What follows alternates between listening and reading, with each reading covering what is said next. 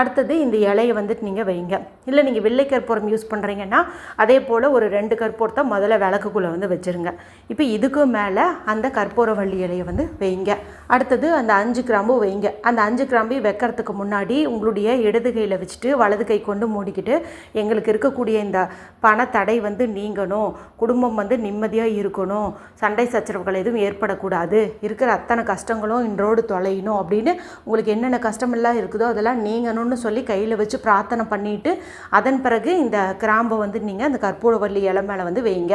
இப்போ மீதி கற்பூரம் இருக்கும் இல்லையா, அதை வந்து இந்த கிராம்பு மேலே வச்சுருங்க. வச்சுட்டு இப்போ வந்து இதை நீங்கள் ஏற்றி வச்சுடுங்க. இப்போ பார்த்திங்கன்னா இந்த கற்பூரம் எரிய கீழே இருக்கிற அந்த கிராம்பும் வந்து எரியும். அதே சமயத்தில் அந்த கீழே இருக்கிற கற்பூரமும் பார்த்திங்கன்னா பிடிச்சிக்கும். அது அடியில் இருக்கிற அந்த இலையை நல்லா வந்து சூடு பண்ணும். இப்படி நம்ம பண்ணும்போது அந்த இலை வந்து சீக்கிரமாக வந்து எரிவதற்கு வாய்ப்பு அதிகம். அதுலேருந்து வர அந்த தண்ணீர் இருக்குது பார்த்திங்களா, அதை